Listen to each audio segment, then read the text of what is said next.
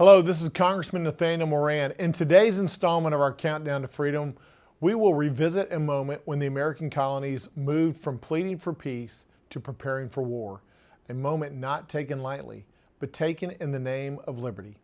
On July 6, 1775, just 2 days after General Washington issued his first orders as commander of the Continental Army, the Second Continental Congress adopted a powerful document. It's called the Declaration of the Causes and Necessity of Taking Up Arms.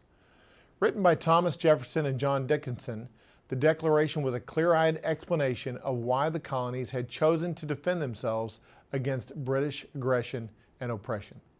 Though Congress had just sent the Olive Branch Petition, a final appeal for peace, directly to King George III, this new declaration made one thing unmistakably clear: liberty would not be surrendered.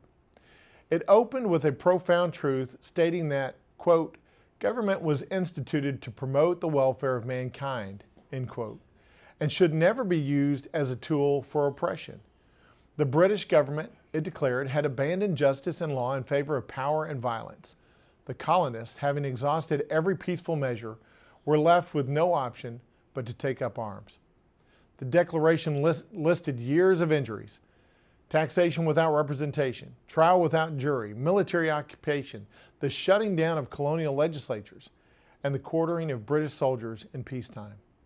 Parliament, it said, had claimed the power to, quote, bind us in all cases whatsoever, end quote. That, the founders believed, was nothing less than the path to tyranny. But this was not a call for conquest or rebellion. It was a statement of necessity.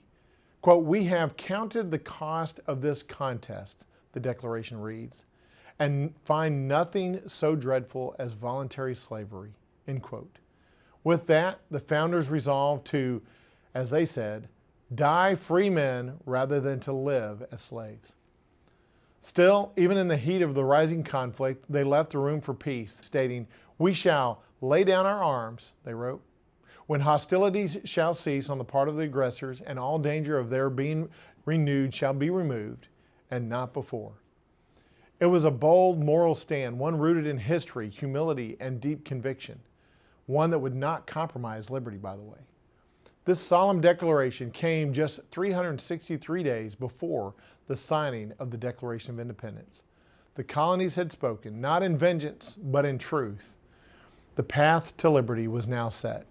So stay with us as we continue our countdown to freedom and our countdown to July 4th, 1776.